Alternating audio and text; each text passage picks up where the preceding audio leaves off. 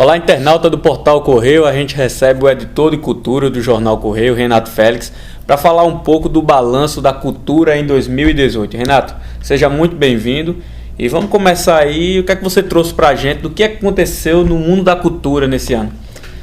Pois é, Ramon, um ano muito turbulento, né? Assim, como já se anunciava, né? Nas esferas econômicas e também uma coisa meio moralista assim, envolvendo a cultura, né? Acabou tendo um ano bastante turbulento assim.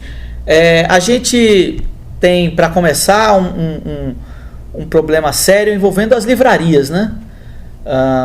As duas grandes redes de livrarias do Brasil, que é a Cultura e a Saraiva, fecharam o ano com problemas econômicos seríssimos, né?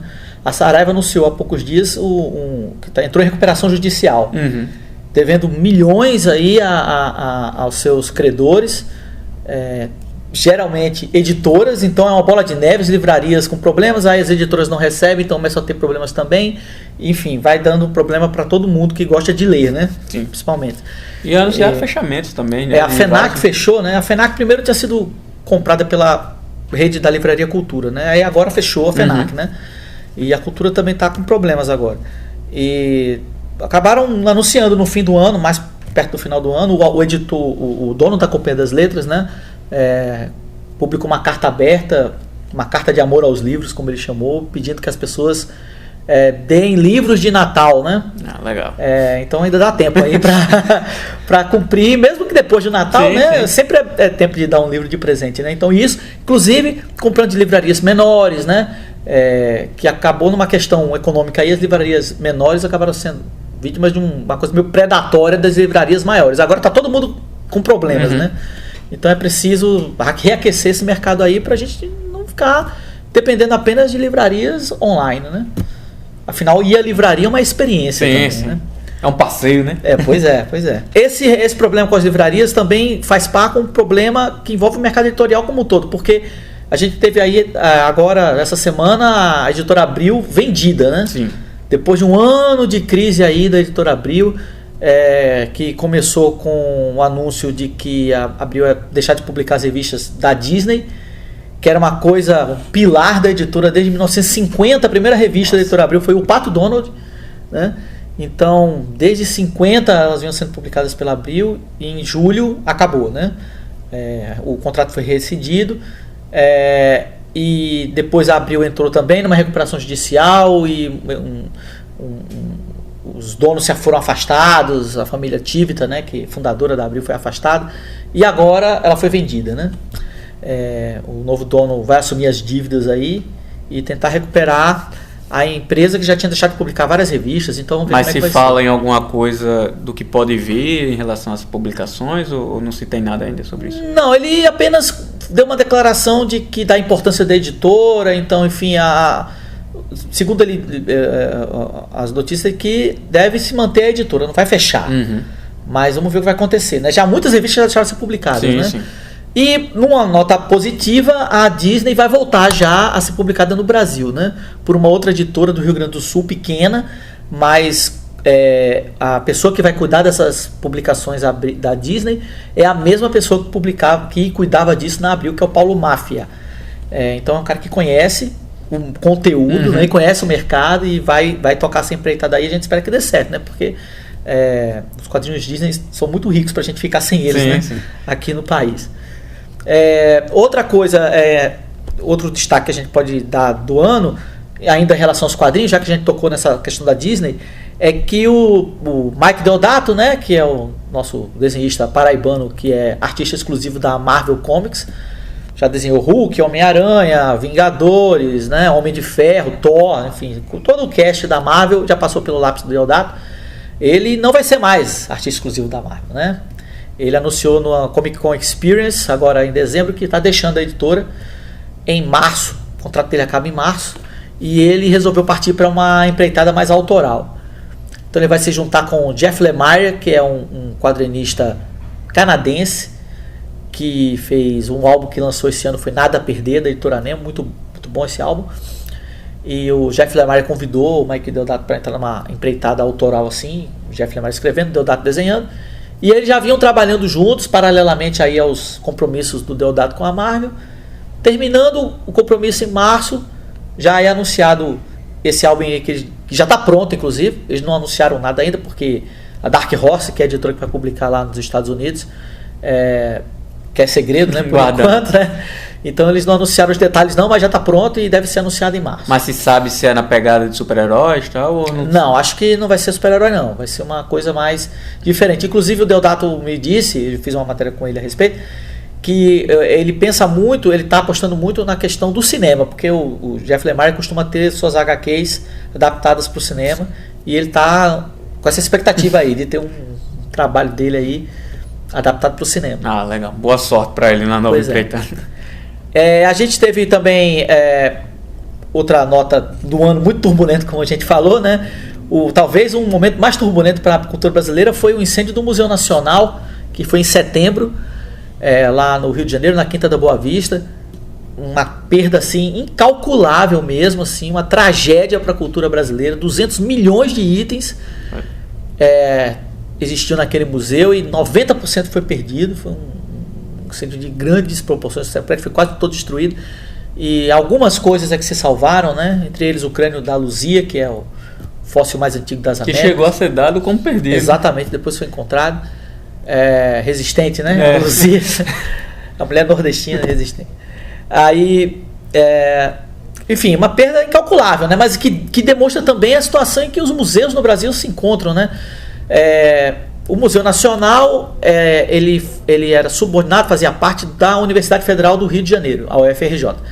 E as universidades federais, como a gente sabe, tinham seu orçamento contingenciado, né? Assim, não, tinha um orçamento, mas não podiam usar o orçamento inteiro. Na verdade, era talvez menos da metade eles podiam usar esse ano. E isso acabou refletindo, né, nas finanças da UFRJ, refletindo no Museu Nacional, que já não vivia bem de finanças, né? Muita gente... Não é uma exclusividade dele, né? Não, pois é. Vários museus no Brasil, eu acredito que a grande maioria sofre por desse problema. Isso foi um terrível sinal de alerta para os museus do país, né? Em que condições eles estão e quais eles podem passar pelo mesmo problema. O Museu Nacional, e muita gente falou que porque o governo insiste com a Lei Rouanet e não injetou dinheiro no Museu Nacional, né? Na verdade, o Museu Nacional tinha projetos na Lei Rouanet, aprovados, uns 6 projetos por aí, não lembro direito, mas uns 5, 6 projetos.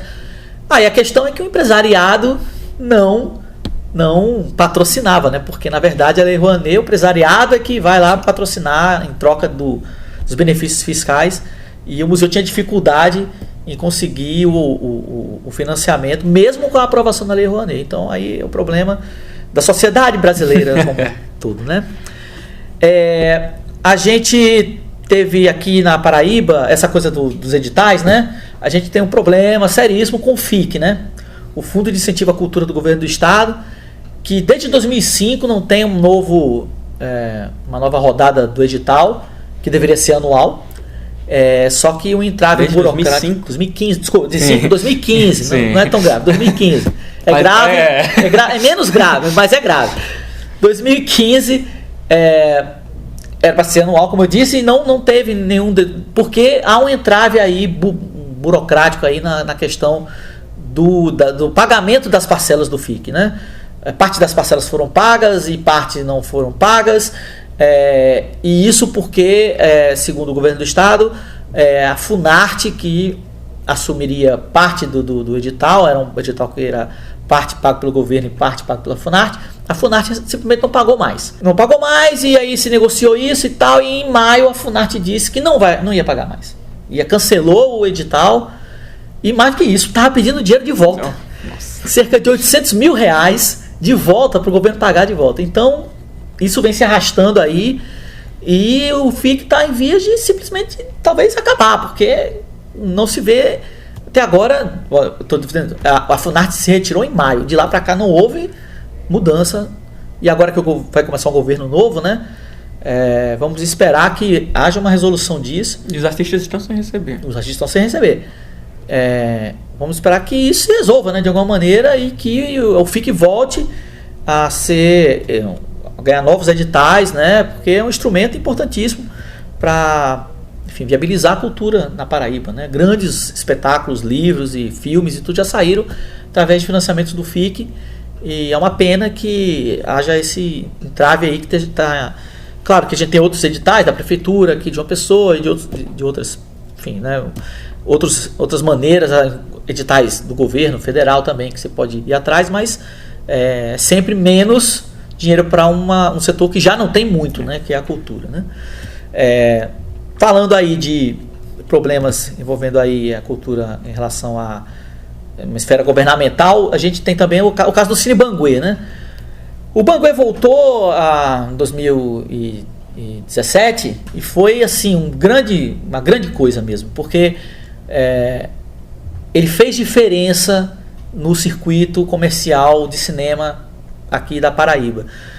A gente faz um levantamento de filmes, número de filmes que estreiam nos cinemas aqui, e esse número, que era em torno de 160, pulou para mais de 200 depois que o Banguê reestreou, né? Reabriu numa nova sala, menor e com equipamento mais adequado ao som, né? E com um novo equipamento e tudo.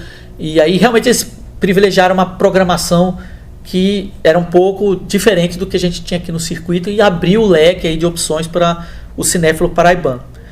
Mas aí o Banguê teve um problema aí numa peça aí do projetor lá do Banguê, e o cinema fechou no meio do ano. E até agora não voltou. Devido à peça. Devido a essa peça. E aí não voltou e estamos aí há 6 meses já, 5, 6 meses sem o Banguê, para ter essa opção aí um pouco mais artística, vamos dizer assim, né? Eu não gosto de ficar dizendo isso porque todo cinema é arte, né? Mas uma opção um pouco mais off Hollywood, vamos dizer assim. Lado B. E a gente não tem mais essa opção aí, pô. Estamos esperando que o Banguê volte. Todo mundo quer que o Banguê volte, né? E na verdade já está demorando demais. A gente espera que rapidamente isso resolva também. Mas tem alguma resposta por parte do... Não, a resposta é de que vai resolver, mas não tem um prazo. Foi a última resposta que nós tivemos. Fizemos uma matéria com isso no mês passado. E o gerente do Banguê disse que tem que ter aquelas burocracias, né? Tem que ter uma licitação e etc. E aí esse processo demora um pouco mesmo. E não tem um prazo para voltar não, mas vamos esperar que seja o mais rápido possível, né? A opção um pouco para quem gosta de cinema, fora o circuito local assim, quer dizer, o circuitão comercial, a gente está falando aqui, parece que é ruim, uma coisa ruim, né? Mas ele tem suas qualidades, né? Por exemplo, do filme que foi um grande destaque em 2018 é Pantera Negra. Nada mais comercial do que isso, né? Um filme da Marvel, super-herói, feito para ser campeão de bilheteria, faz parte de uma série, né? E tudo. Mas o Pantera Negra, ele estreou em janeiro, e ele tem umas particularidades, né? Assim, é um filme... É o primeiro grande filme de super-herói que tem um protagonista negro. Não só um, mas todo a representatividade, né? Exatamente. É um filme que passa na África, por exemplo, e tem essa questão da representatividade, e o filme é consciente disso. Isso é que é interessante. O diretor é negro, né? E o filme tem essa consciência. Ele não é só um super-herói negro, mas o filme tem sabe que tem essa responsabilidade, né? Como Mulher Maravilha no ano passado... Sim. Teve essa responsabilidade, sabia disso também no que referia-se ao protagonismo feminino nessa seara dos super-heróis, né? Que também é raro, assim. E Pantera Negra teve isso, né? Então, a maneira como o negro é representado ali, aquela sociedade africana desenvolvida, né? A África é sempre tida como aquele continente atrasado e tudo, e ali você tinha uma sociedade super desenvolvida ali, mais avançada do que a fora dali, né? E com ética e tudo mais, as mulheres em situação de comando, né? Então é um grande filme que está sendo reconhecido agora, inclusive. Veja bem, esse filme foi em janeiro, né? Teve um ano inteiro para ser esquecido. Geralmente quando o filme estreia no meio do ano, assim, os prêmios não costumam lembrar muito. Mas Pantera Negra está indicado a melhor filme dramático no Globo de Ouro, né? Já foi indicado. Está se esperando aí talvez uma indicação ao Oscar, né? Quando é a premiação do Globo de Ouro? O Globo de Ouro é em janeiro. É uma primeira premiação importante do ano, assim. Ele já foi... O Círculo dos Críticos de Londres indicou Pantera Negra a melhor ator coadjuvante. Tem umas sinalizações importantes de que o filme pode chegar no Oscar, não para ganhar, mas mesmo como Logan foi indicado a melhor roteiro no ano passado, e isso foi muito representativo, né? Um filme de super-herói de cada melhor roteiro, Pantera Negra pode chegar em indicações importantes também, que seria muito representativo aí, mostrando como esse gênero, que é super popular, né, também pode ser ter uma importância artística, né? A gente pode se dizer que é um gênero em alta. Sim, assim, sim. Quando eu pergunto se pode dizer que é em alta, a pessoa diz se ele já atingiu o seu ápice, ou se ele ainda pode crescer ainda mais. Eu acho assim que ele chegou num ponto assim de volume de produção e de anos já de Homem de Ferro de 2008, né, quando o Marvel Studios começou, e X-Men de 2000, né, que é quando essa explosão de filme de super-heróis começou, 2000. Já são 18 anos, né? Então, a gente está começando a ver algumas experimentações com o gênero super-herói. Então, o subgênero, né, super-herói, ele pode ter variações dentro dessa temática, né? Você vê, vai estrear o filme dos Novos Mutantes, né? Que é uma variação dos X-Men ali, né? E esse filme dos Novos Mutantes é puxado pro terror, pelo menos pelo trailer, né? Então já é uma variação. O Logan era um filme muito mais dramático e violento e tudo, e vem daquela série dos X-Men, né? Então você tem essas... Mesmo na Marvel Studios você nota a diferença, quer dizer, Capitão América Soldado Invernal não é a mesma coisa que Thor Ragnarok, que é totalmente comédia, né? E o outro é bem mais sério, né? Então você já tem essas flutuações dentro da própria série da Marvel Studios, né? Então aí acho que a tendência é buscar essas variações, experimentações e começar... Até porque fica cansativo você ver sempre a mesma coisa, né? Então não pode... Os caras têm realmente que, daqui a pouco, buscar uma coisa mais autoral. E os estúdios começam a se sentir confortáveis para experimentar, né? Porque começa a ver que dá certo mesmo enfim. E tem um respaldo, né? Exatamente. Econômico, principalmente. O nome Marvel já é um nome que atrai, né? Então, e filmes como Guardiões da Galáxia, Homem-Formiga, né? Que são heróis que ninguém conhecia. Sim. Só pelo nome Marvel já fizeram sucesso, então... E eram bons, né? Também, né? Então, isso ajuda, né? E o outro caminho que o cinéfilo teve esse ano foi com a Netflix, né? Com o streaming em geral, mas com a Netflix em particular. A Netflix, já evidentemente de muito tempo, investe em produções próprias, né? O que acontecia é que começou a investir em filmes que começaram a ganhar uma repercussão, né? Ozark passou em Cannes, né? Inclusive houve um grande debate em Cannes no ano passado, a respeito dos filmes da Netflix, se deveriam estrear no cinema ou não, e não estreando no cinema, mas ficando apenas na plataforma de streaming, se eles eram premiáveis em festivais ou no Oscar, por exemplo. Cannes o diretor de Cannes disse, olha, se não estrear no cinema, francês inclusive, cinema da França, a gente não passa mais. E o Oscar tem uma regra, né? O filme tem que passar no cinema lá em Los Angeles, tal, tem uma datas de 1º de janeiro a 31 de dezembro, uma semana comercialmente e tal, para ser habilitado ao Oscar. Então ali não tem escapatória, né?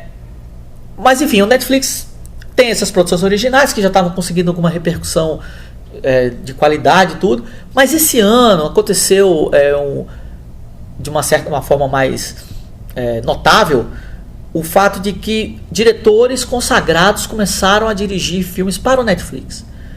E aí a coisa ganha outra proporção. Encorpa, né? Então a gente tem agora o filme do Alfonso Cuarón, né? Roma, que foi premiado como melhor filme em Veneza, mas é um filme do Netflix. E esse filme está sendo cotado, já está indicado a melhor direção no Globo de Ouro, está sendo cotado para Oscar também. É um filme bem autoral dele, no México de novo, falado em espanhol. E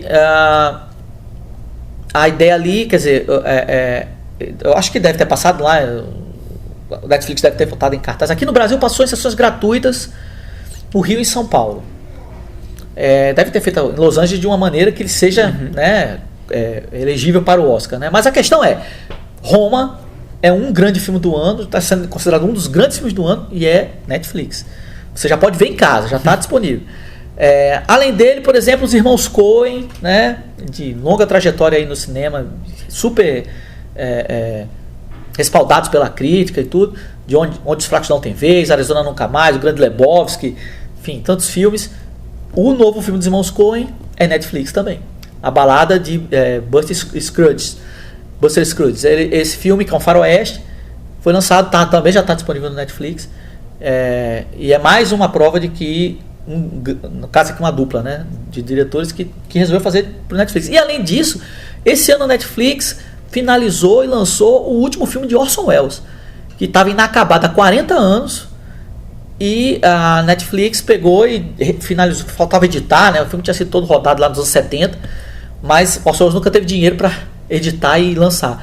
Então a Netflix pegou, bancou a edição, finalização do filme, e ele lançou. O filme passou em Cannes tal, e tá aí também no streaming. Martin Scorsese vai fazer no ano que vem, né? Também. Pro Netflix, né? Então quer dizer, um novo mundo, né? É mais um passo nessa seara aí que já fazia um barulho e que agora está ganhando uma importância ainda maior, né? Só se dizer como alternativa, mas é uma alternativa, né? Apesar de que o mercado cinematográfico não está tão em queda como o literário, por exemplo, né? Das livrarias. Mas é uma alternativa mais econômica até para quem consome e eu acredito que mais democrática até, né? Pois é, e você de repente tem esses grandes lançamentos que o mundo inteiro vê ao mesmo tempo. Exato. Né? E nisso se inclui as séries, né? Porque no quesito séries a Netflix já é uma concorrente em pé de igualdade com a HBO, por exemplo, nos prêmios Emmy, né? Ou do Globo de Ouro no quesito televisão, né? E essa internacionalização, né? A gente vê, por exemplo, quando faz um sucesso danado uma série como La Casa de Papel aqui no Brasil, que é uma série espanhola. Quando você ia ter uma série espanhola fazendo sucesso do Brasil, assim, numa TV? Que TV apostaria na série espanhola? Mas por causa da Netflix, como a coisa é globalizada, de repente La Casa de Papel está aí fazendo boca em boca, sendo o grande sucesso do ano, a série de grande repercussão do ano, né? Todo mundo viu, todo mundo falou, você não está vendo e tal. E quem não viu, ouviu falar. Quem não viu, ouviu falar. E aí você tem outras, né? Você tem Telefonistas, você tem Merli, são todas séries espanholas, por exemplo, que começaram a aparecer, a ser famosas no Brasil, as pessoas assistirem por causa da Netflix, né? Do mesmo jeito, espera-se que as séries brasileiras que a Netflix começou a produzir façam, de alguma maneira, o mesmo barulho lá no exterior, né? E esse é o balanço de 2018. Um pouco, né? Claro. O ano é grande. O ano foi muito longo, né? Conturbado. Muita coisa aconteceu. Mas esse aqui é alguns dos destaques do ano, assim. Você teria algum destaque, alguma coisa que você está esperando para 2019? Algo assim? Não, esse aqui eu quero ver. O que é que 2019 reserva para o cinema, por exemplo? Eu acho que para um cinema mais popular, assim, o que todo mundo está esperando é o segundo. O segundo não, né? O quarto filme dos Vingadores, né? A continuação de Vingadores Guerra Infinita, que foi também um filme assim que impactou muita gente, né? Um filme de grandíssimas proporções, se você pensar que quanto de personagens teve ali, né? Praticamente todo o elenco do Marvel Studios estava dentro daquele filme, muita gente, né? E terminou de uma maneira assim, um gancho chocante para algumas pessoas, para muita gente, na verdade. E desde então se espera a continuação, né? E aí depois dele nós tivemos Homem-Formiga e a Vespa, depois vamos ter Capitã Marvel agora, que vai ser o primeiro filme do Marvel Studios protagonizado por uma mulher, né? Esse vai estrear recente. Né? Vai ser agora, acho que fevereiro. Já tá rolando os trailers. Já. A Brie Larson, que ganhou o Oscar com Quarto Jack, não é qualquer atriz, é uma atriz vencedora do Oscar. Ganhou o Oscar com Quarto Jack, vai ser a Capitã Marvel. Esse filme vai se passar nos anos 90. E depois dele vem o Vingadores Guerra Infinita, que eu acho que é abril. Que já tem um nome, né? Vingadores Ultimato é o nome do filme. Já tem trailer e tudo. Outra coisa interessante para 2009 é o filme da Turma da Mônica. Sim, né? Eu ia perguntar. Turma da Mônica Laços, que também ganhou o primeiro trailer agora no final do ano. Primeiro trailer completo, assim. E que é baseado na graphic novel do mesmo nome, que é do Vitor Cafage e da Lu Cafage, os irmãos mineiros que fazem quadrinhos, são excelentes. E que faz parte daquela série gráfica MSP que autores de quadrinhos nacionais pegam os personagens de Maurício de Souza e fazem suas versões, né? Essa, inclusive, foi uma das primeiras, né? Foi da primeira leva, foi a segunda ou a terceira, eu acho. E uma das melhores ainda hoje, né? E perceberam o potencial disso para virar um filme. E aí E também essa graphic novel, ela era muito inspirada naqueles filmes dos anos 80 de aventuras com crianças, os Goonies, ET, né? Conta Comigo, que também inspiraram, por exemplo, Stranger Things, né? Que é muito aquela coisa ali. Laços também é por ali, então tem muita coisa de cinema ali dentro, né? Então o Daniel Rezende, que é montador do Cidade de Deus, dirigiu Bingo, né? O filme O Rei das Manhãs, tá dirigindo esse Turma da Mônica Laço. E aí a estreia agora em 2019. E não é voltado para o público infantil? Não, é um filme infantil, mas assim, acho que ele é mais um filme para todas as idades, né? E para os amantes da Eu acho que a Turma da Mônica atinge hoje em dia adultos e crianças e tudo, e eu acho que evidentemente que existe um direcionamento para as crianças também, mas eu acho que ele vai atingir assim um público de ele extrapola, várias idades. O trailer pelo menos é bem bonitinho, bem legal. Eu vi. Então é isso, pessoal. Esse foi um breve resumo do que aconteceu na cultura em 2018. Vamos esperar que em 2019 a gente não tenha tanta notícia ruim como a gente teve, que a cultura seja mais valorizada a partir de 2019 para sempre, que a gente precisa de cultura. E é isso, Renato. Obrigadão, cara. Valeu a conversa. Em 2019 a gente tá de volta. Feliz 2019 para todo mundo. Pois é. E até mais. Valeu.